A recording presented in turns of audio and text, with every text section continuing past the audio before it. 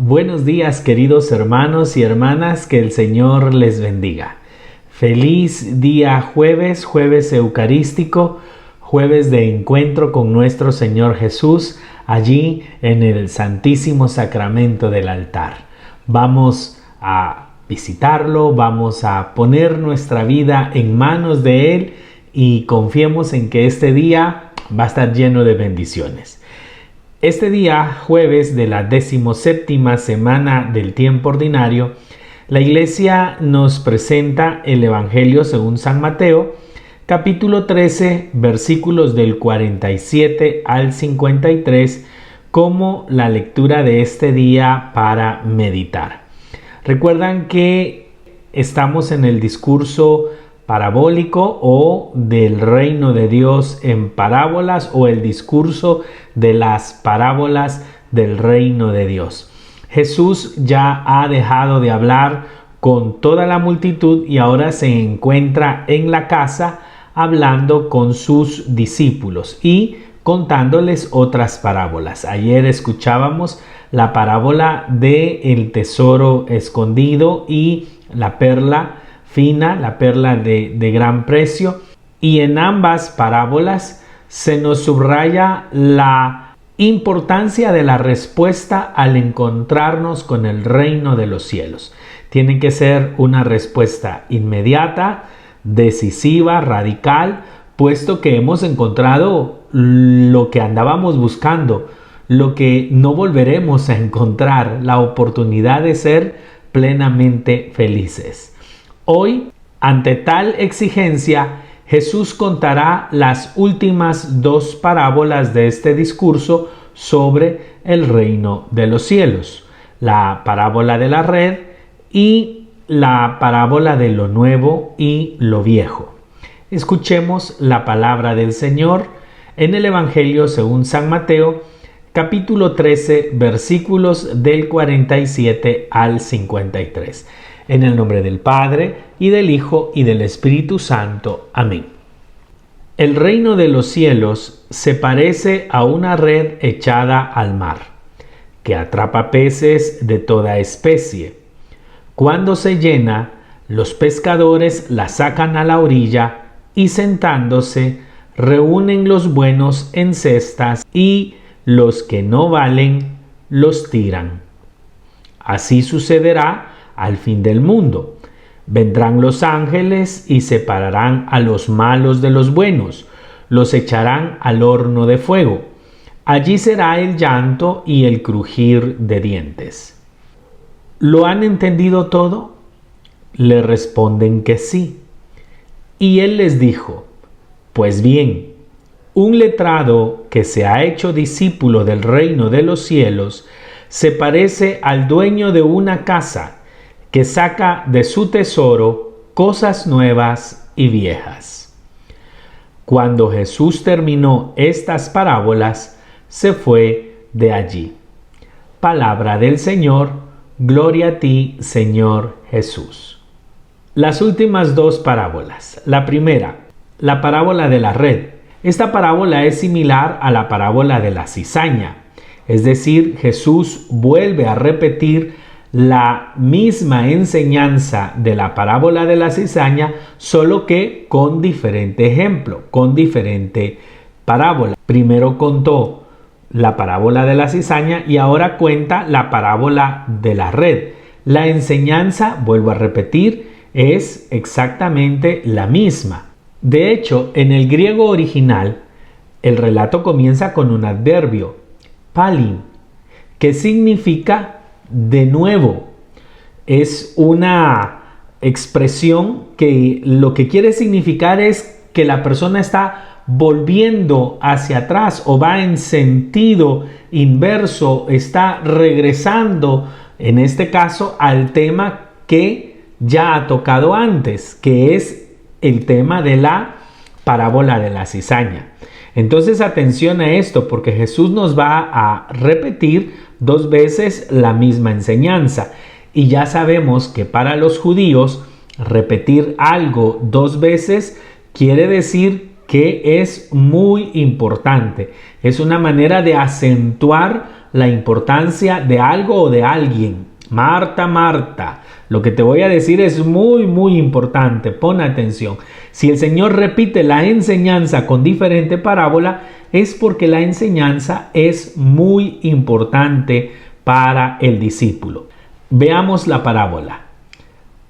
La red, que simboliza la iglesia, va recogiendo muchos peces y en esa red va de todo, peces buenos y peces malos. Y estos peces permanecen en la red juntos, los buenos y los malos, hasta el final.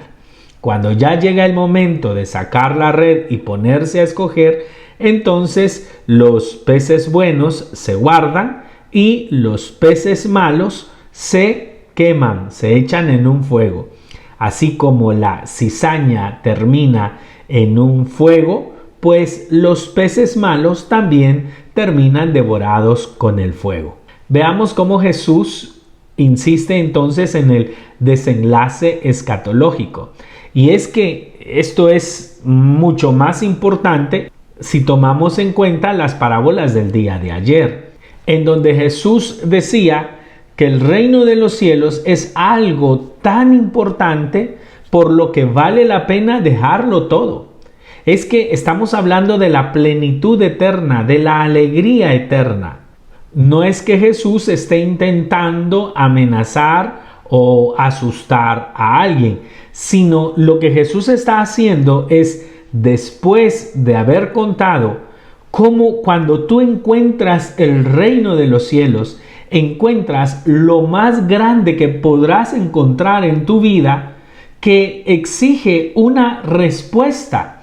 Y la respuesta es tan radical, es decir, es tan claro que tienes que abrirte al reino de Dios porque es lo mejor para tu vida, que si te cierras al reino de Dios, que si encuentras un tesoro te olvidas de él, que si ves una perla de gran precio la dejas ir. Lo que Jesús está diciendo es que rechazar el reino de Dios es la desgracia más grande que le puede pasar al ser humano. De allí el rechinar y el llanto, el arrepentimiento de la cizaña y de los peces malos. De tal manera pues que es una misma enseñanza. Jesús insistiéndonos en que el reino de Dios es lo mejor que puede llegar a nuestra vida. Esa relación personal con Jesús, ese abrirnos al amor de Dios es lo que en realidad nos va a hacer personas plenamente felices. Y para alcanzar esa felicidad vale la pena perderlo todo, venderlo todo. Esa expresión venderlo todo hace referencia a la decisión tan radical, tan determinada con la que nosotros debemos abrirle el corazón a la palabra del Señor, al reino de Dios y dejarnos seducir de Él. La parábola de lo nuevo y lo viejo. Jesús concluye todo este discurso parabólico, las parábolas del reino de Dios, con una pregunta. ¿Entendieron lo que les dije? ¿Entendieron todo? Y ellos dicen sí. Y entonces Jesús concluye con una pequeña parábola, diciendo que un letrado que se ha hecho discípulo del reino de los cielos se parece al dueño de una casa que saca de su tesoro cosas nuevas y cosas viejas. Para entender esta parábola tenemos que recordar que San Mateo está escribiendo para una comunidad mayoritariamente judía. Estamos hablando de una comunidad judeo-cristiana. Hay judíos que han abrazado el cristianismo en su mayoría. Parece entonces que Jesús lo que quiere es tranquilizar a esta comunidad. Recordarles que Jesús no ha venido a abolir la ley y los profetas, que ellos no deben elegir entre la ley de Israel, la ley que Dios le ha dado al pueblo de Israel, o la cultura del pueblo de Israel, que, digámoslo de esta manera, es voluntad también de Dios. Ha sido el medio, ha sido el vehículo con el cual Dios se ha revelado a este pueblo. Revela la historia de la salvación. Entonces, Jesús hace referencia a un letrado. Otras versiones dirá un escriba.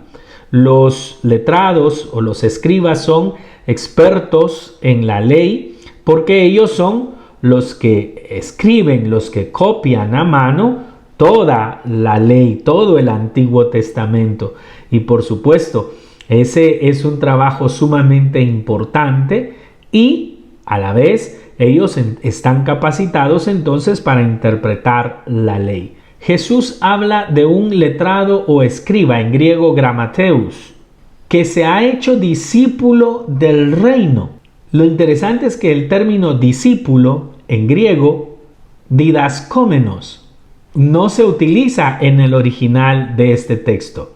San Mateo no utiliza el término didaskómenos, es decir, discípulo, enseñado, sino que utiliza el término mateteuteis, que es más que alguien que se ha hecho discípulo, es alguien que está capacitado para hacer discípulos, para enseñar a otros. Es alguien que ha sido instruido, por eso es que nuestra versión le llama así, un letrado que se ha hecho discípulo del reino.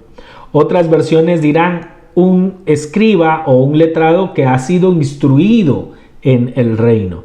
Pero en realidad el término en griego lo que más hace referencia es a la capacidad que tiene este discípulo, o sea, conoce lo antiguo, la ley, las tradiciones del pueblo de Israel y también conoce lo nuevo, conoce a Cristo, conoce el Evangelio, conoce el mensaje de Jesús.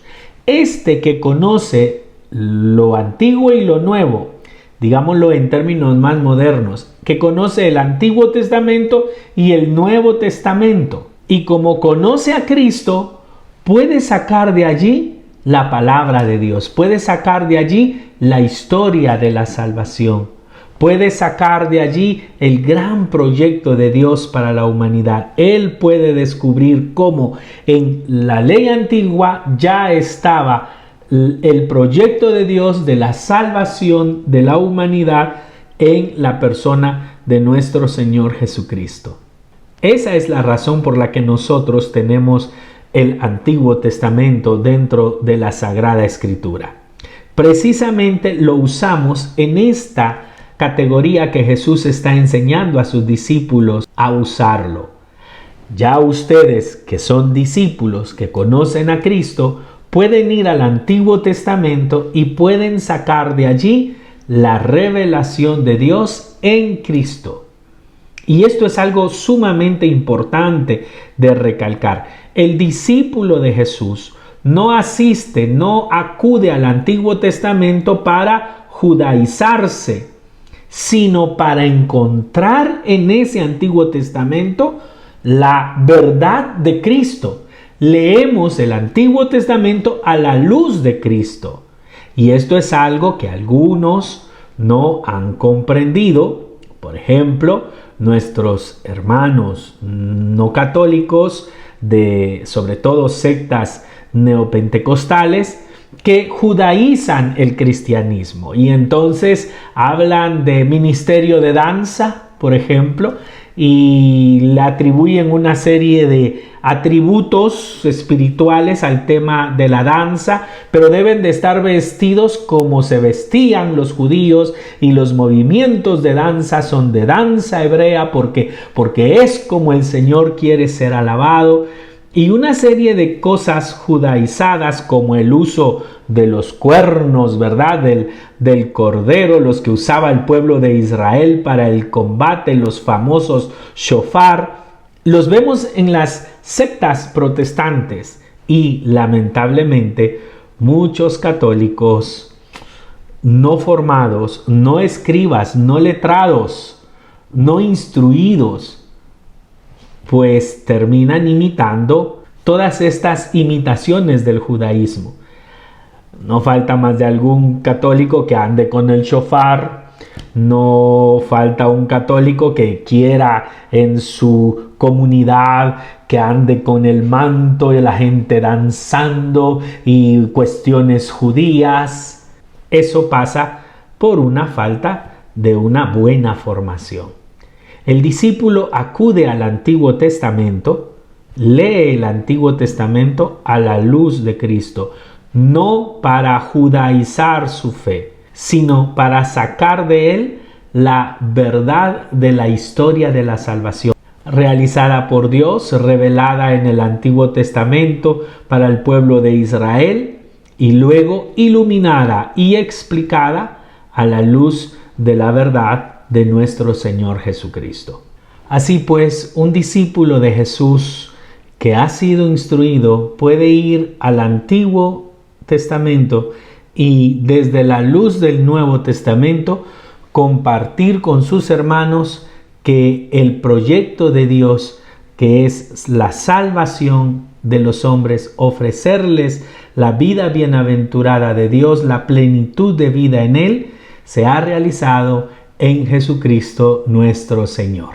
Así pues, como discípulos de Jesús, debemos aspirar a tener una íntima relación con la palabra de Dios y una adecuada formación para poder ir a leer el Antiguo Testamento a la luz del Nuevo Testamento y dar la buena noticia a los demás de que el proyecto de Dios de la felicidad eterna del ser humano se ha realizado en Cristo Jesús, nuestro Señor y Salvador. Nuestro evangelio de hoy finaliza en el versículo 53 diciéndonos que Jesús se irá de allí, es decir, de la casa. Recuerden que está en Betania y saldrá hacia Nazaret, llegará a la sinagoga de Nazaret. Y a partir del capítulo 13, versículo 54, los últimos versículos del capítulo 13 hasta el capítulo 18, pues viene una sección narrativa un poco lamentable. Se nos contarán las acciones de Jesús, los hechos de Jesús, pero junto a los hechos de Jesús, a esa manera de actuar de Jesús, nos fijaremos, nos encontraremos con la falta de fe. Falta de fe de los vecinos. El día de mañana el evangelio que correspondería serían ya los versículos finales de este capítulo 13, donde Jesús llega a la sinagoga de Nazaret. Les recuerdo que Jesús es de Nazaret, creció en Nazaret, por lo tanto está en la sinagoga con los vecinos, con los amigos, con los que lo conocen, con la parentela, con toda la gente que lo conoce de niño. Y pues estos no creen en Jesús. Dicen, ¿de dónde le viene tanta sabiduría a este? ¿Acaso no creció aquí? ¿Acaso no fuimos a la misma escuela? ¿Acaso no están aquí sus hermanos? O sea, sus parientes. Ya explicamos todo ese aspecto. ¿De dónde entonces sus ínfulas de ser el Mesías? Y Jesús no podrá hacer allí nada por su falta de fe. Y de allí en adelante los judíos tendrán problemas para creer en Jesús. Y es más, los discípulos creerán, pero muy lentamente. También vamos a ser testigos cómo les cuesta crecer en la fe a sus discípulos.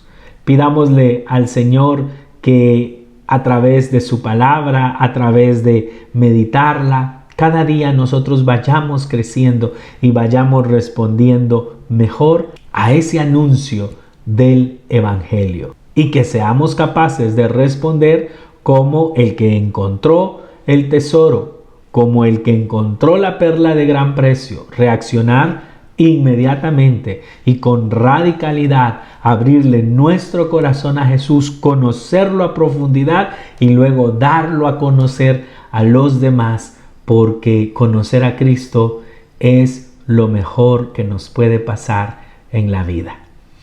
Oremos, encomendémonos a la misericordia del Señor, encomendemos esta jornada, nuestro trabajo, nuestras preocupaciones, nuestras batallas, cada una de nuestras intenciones, encomendémoslas a la misericordia del Señor. En el nombre del Padre, y del Hijo, y del Espíritu Santo. Amén. Oh Dios eterno, en quien la misericordia es infinita y el tesoro de compasión inagotable, vuelve a nosotros tu mirada bondadosa y aumenta tu misericordia en nosotros, para que en momentos difíciles no nos desesperemos ni nos desalentemos, sino que con gran confianza nos sometamos a tu santa voluntad, que es el amor y la misericordia mismos. Por Jesucristo nuestro Señor. Amén.